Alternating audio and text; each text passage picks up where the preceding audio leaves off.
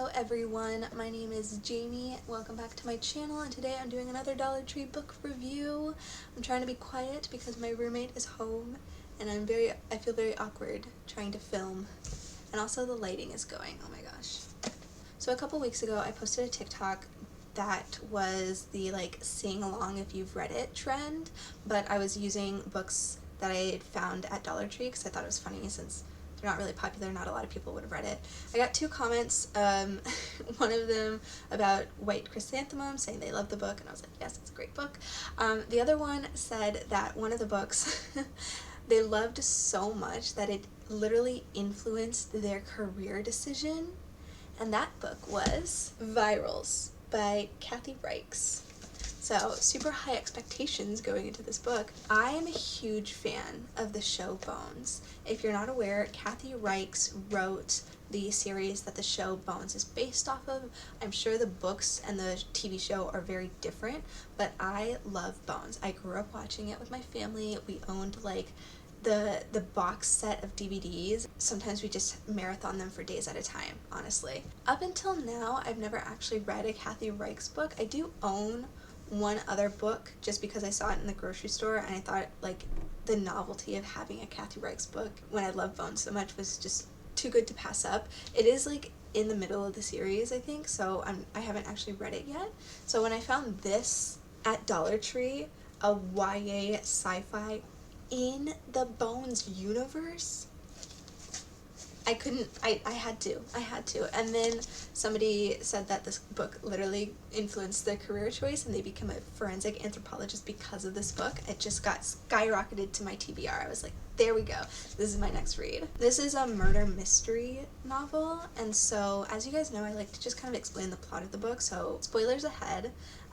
If you feel like the mystery is too interesting to pass up, read the book first and then come back and watch it and listen to my thoughts, I guess, because I am going to reveal what happens. Anyway, the book starts out with a young girl named Tori Brennan. So Tori was raised by a single mom, and after her mom passed away 6 months prior to the start of this book, she was shipped off to her dad, who she never met.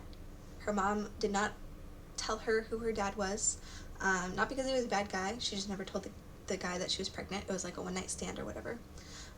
So she gets shipped off to her dad, and her dad lives on a remote island off the coast of South Carolina, and works at an even remoter island that is a nature preserve, and there's ecological studies, and they study the ocean and the trees and the animals there.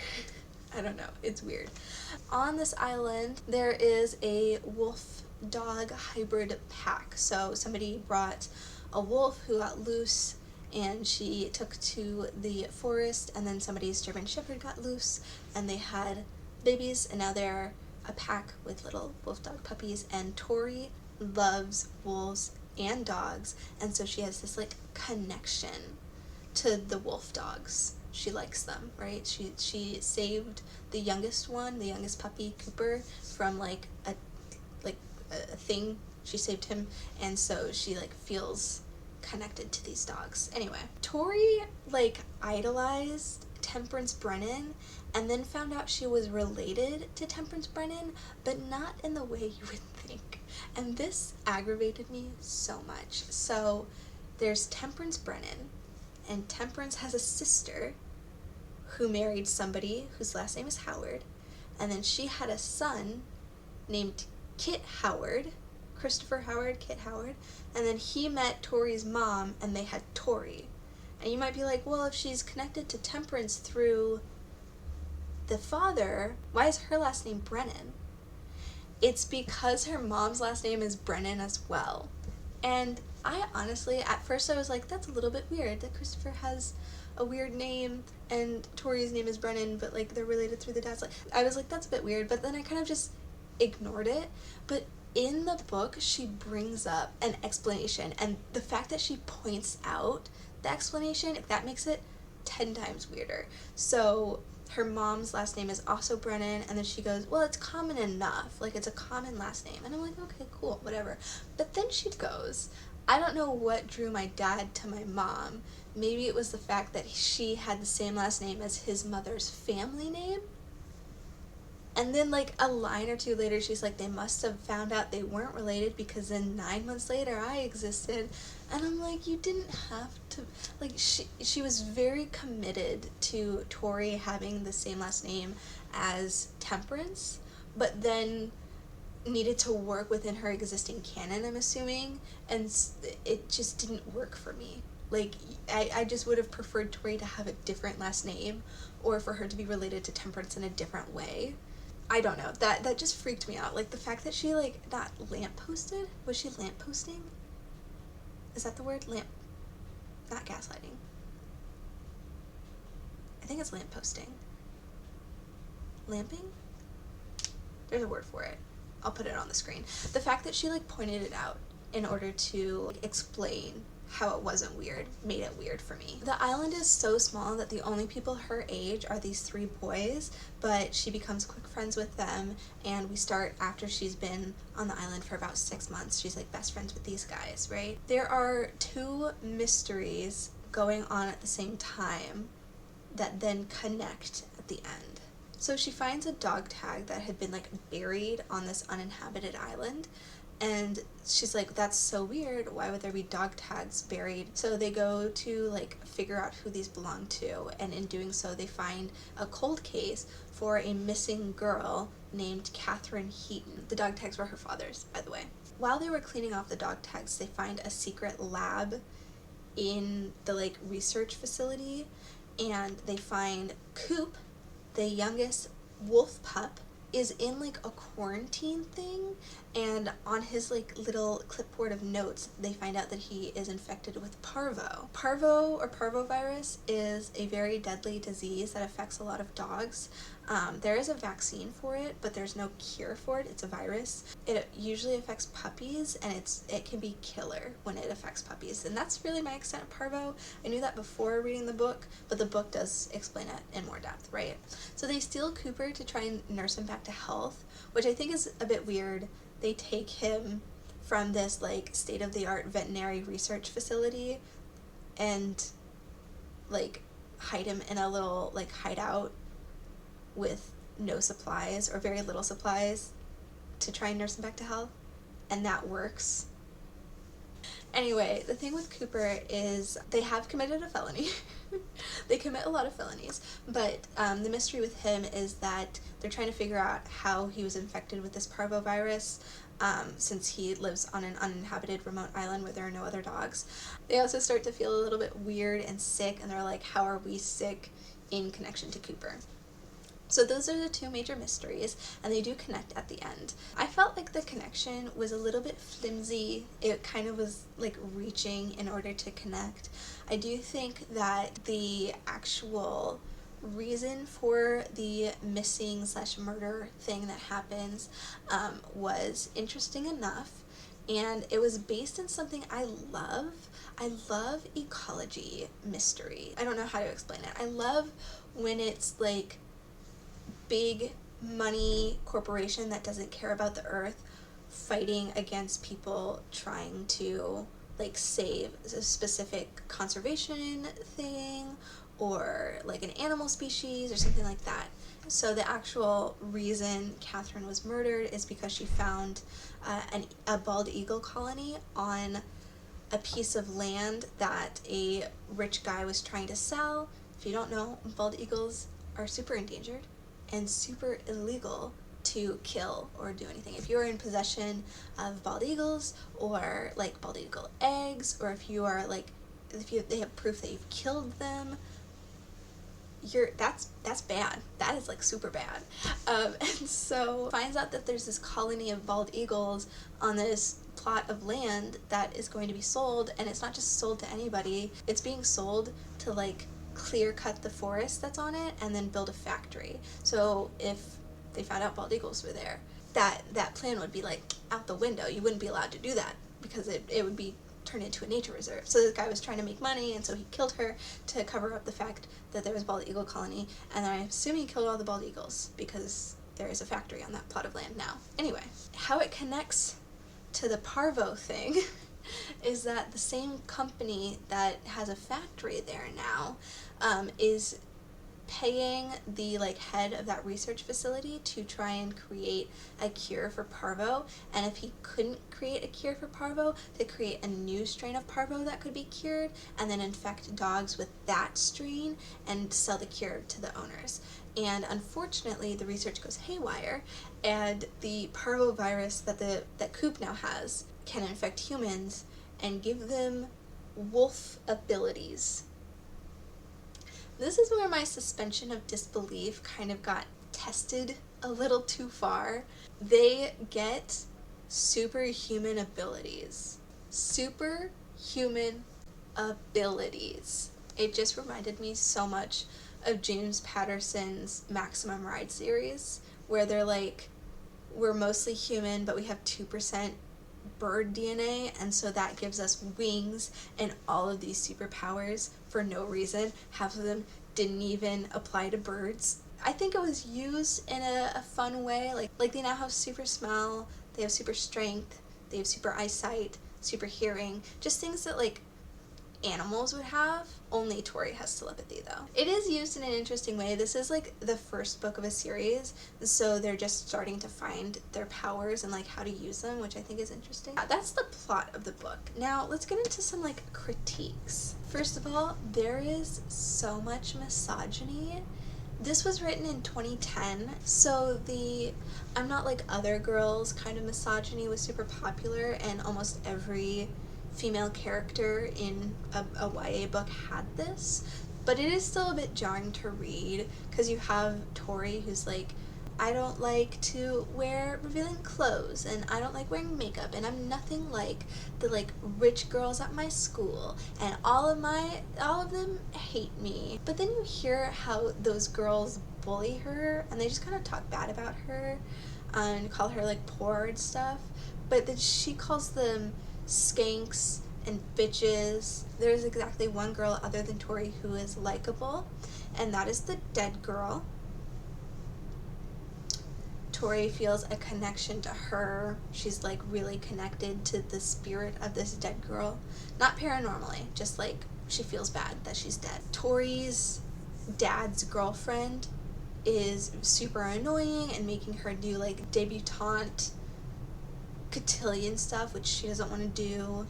And there is one other girl that seems really friendly at first, but then she's like off her rocker.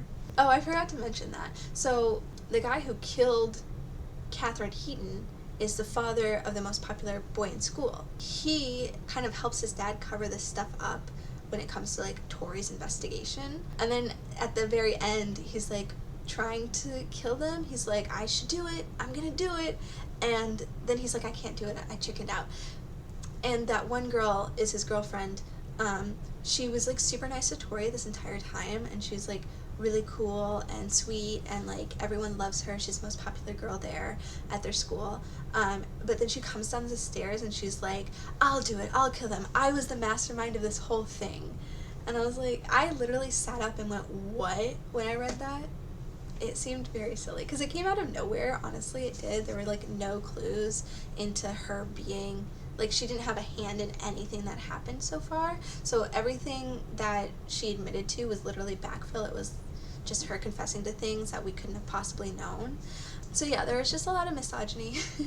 I didn't like that. There was no romance, which is a good and bad thing. I am so used to YA novels having romance, even if it doesn't make sense, even if it's rushed, if the characters are, it's just a boy and a girl in the same room, so obviously they have to be together. Like, that's the kind of YA romance I'm used to. So when this book had like zilch, I was actually taken aback. It was kind of jarring. Now, to be fair, there is a boy that she likes, and there is another boy that likes her, but there's no like tension. So the fact that there was like no side plot romance was just super jarring to me, specifically since at the very beginning she's describing Ben, one of the boys she's best friends with, and she's talking about how muscular he is, and so immediately I was like, that's our boy, that's her boyfriend, like that's the boy she's going to end up with. And she like doesn't. So every time they would be talking and like in a room together or whatever, I was waiting for her to like mention how Ben was looking at her strangely, or maybe he was a little flustered when talking to her. No romance. And I was actually so like confused by this. I was like, no, there's gotta be something with her and Ben. There's gotta be. So I actually went to the fandom wiki to see if there was like a relationship section to confirm my suspicions, and I found out that she does end up with Ben. It just happens in like the third book for them to admit their feelings to each other, which I was like, what? That's so weird for a YA novel. I'm not used to that. I'm used to like a rushed insta love. Not that I appreciate that, not that I think it's good or anything, but I was like so used to that when it didn't happen in this book, I was taken aback. But it's okay, because like not every book needs romance, and if you are the kind of person who doesn't really like romance or doesn't want it in your adventure books or your sci-fi murder mysteries, then more power to you. I hope you can find more books like this that don't have romance like smooshed into it for no reason. I do think Kathy Reichs, I haven't read her books, but the show her book is based off of has like one of the best slow burn romances, like simmering, stolen glances kind of romances. So maybe she's just really into slow burn, simmering romances. I don't know. My biggest critique is that this is plot based rather than character based. I don't like plot based books. If it is only plot, action after action after action, I just wanted like one or two scenes where we sat down and like sat with the characters and got backstory and got interactions with each other and like heart-to-heart talks, and we didn't get that. I don't think that's a bad thing for this book. I think this book is just like, I have a story to tell, I'm gonna tell that story. I don't need to know about the characters. They do have like distinct personalities, so they were entertaining enough as is. I just wanted more of the characters. That's what I like in my books, to have this even balance of plot and character. I do tend to lean towards more character-based books, so I'm on that end of the spectrum. I do not take the term Mary Sue lightly. I do not go around saying, oh, this character is Mary Sue, this character is Mary Sue. No. There are some specific criteria that a character has to check off before I can consider them a Mary Sue. So if they're good at something, if they have a talent or an aptitude for something, and then like cultivate that talent, like practice or study or like work on it, and then become really good at whatever they're doing, that is not Mary Sue-dom. This book, however, I would consider her a Mary Sue. I think I would. The thing that makes, for me at least, a Mary Sue is the effortless perfection. Tori is never wrong in any sense. She finds all these clues and then just automatically makes the correct conclusion from all of these clues. She like digs up a skeleton and guesses the sex, age, and identity of the skeleton perfectly, and like it is told to us that she looks up to Dr. Brennan and read all of her books, but I've read a lot of books. I watched the entire show of Bones. I don't think I could look at a skeleton and go, yep, that's a man, that's a male skeleton. But she can just do that, and she's 14. Another thing is, she said she's not really pretty. She's like a quiet, sciencey nerd person. Nobody is really into her. But then she's got like 4 people telling her that she's like beautiful all the time. One of them was playing her, so I'll give him that. She's like being told that she's perfect at dancing, even though she didn't know how to dance like 2 pages before. Like that kind of stuff. She can do no wrong. She is effortlessly perfect. And that is all before she becomes superhuman. And then she becomes superhuman and she's like, yes, I found all of these clues because of my superhuman sense of smell. The thing is, the biggest criteria for a Mary Sue, at least in my opinion, is when it gets annoying. When it gets the way of conflict. A Mary Sue creates no tension because whatever hurdle is thrown her way, she can immediately jump over it. There's no romantic conflict because all of the people are in love with her and she has like a whole harem to pick from and anyone would have her, and there's no actual person in the way of any relationship, right? And Mary Sue is the absolute best at everything ever. Like Superman. Superman is a huge Mary Sue. I don't think this has that because there is still conflict, there are still things she doesn't know and has to find out. And so even though it's like low stakes, there are still stakes. With a Mary Sue, there are no stakes. So this is low stakes, but like still fun to read. And I think that's the best thing about this book, is that it's just fun to read. The reason Maximum Ride was everyone's favorite when they were 12 years old is because it was fun to read. And if I had known about this book in 2010 as a 10-year-old, I would have been obsessed with it. It's fun to read. It's a fun little mystery. It has a very satisfying conclusion, and I think that is the best part about this book. I don't think I'll read the rest of the series. It's a little too young for me. If I had maybe found this when I was like 14 years old, I would have been like, I probably would have read every single book. But I definitely don't think I'm going to read the rest of these books. I do think I'm going to read the rest of Kathy Reichs' works. I do like her writing style, and I'm sure this book was like super dumbed down because it was for a younger audience, so I want to see what her adult books are like, and I might try and find her first Bones novel, because I do love me Temperance Brennan. I rated this book 3 stars, and I'm actually so glad that I found it at the Dollar Tree. I would not have known of its existence before then, and I'm glad I was able to find it at such a cheap price. Yeah, worth $1, definitely. Alrighty then, that's all I have to say about that. Thank you for watching. This is the most embarrassing part, because I'm sure my roommate can hear me. Like and subscribe. Watch my other videos. I do book reviews. I just need to stay away from YA books. My biggest critique of YA books is that they're too young for me. Of course they're too young for me. I'm not 14 anymore. I hate to read adult books, but they're so boring.